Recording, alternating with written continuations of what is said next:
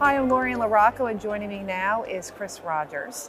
He is head of global supply chain research over at S&P Global. Chris, thank you so much for joining me. Thanks. There is so much going on. Oh, yeah.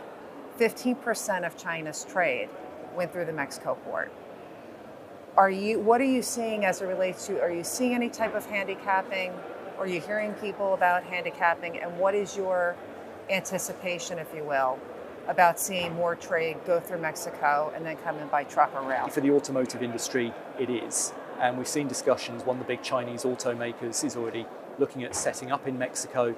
So we're seeing that process of reshoring. Mm-hmm. Now, one of the challenges with tariffs is that we like to say logistics finds a way, trade finds a way, and tariffs are just another barrier. Whether it's like the Red Sea, the excess demand of the pandemic era, tariffs fall into kind of the same bucket.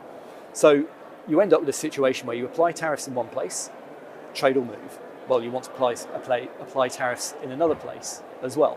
So what you'll end up seeing is tariffs will be applied more heavily on China. That might lead to more Vietnam, more Mexico. So will a new administration look to also apply tariffs on Vietnam, on Malaysia, wherever? Now, we've seen mention of a 10% tariff on everything from everywhere.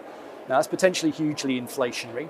But it would, I think, lead countries to come to the US and negotiate for some sort of preferential trade arrangement. That might help, obviously, free trade area partners like South Korea and Mexico. Again, another reason why Mexico may do better.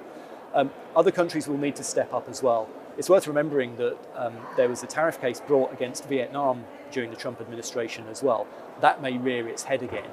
And so, I think what you do know is that everything you know about tariff policy is wrong at the moment, and that makes it phenomenally difficult for strategists in their supply chains to make those kind of long-term decisions.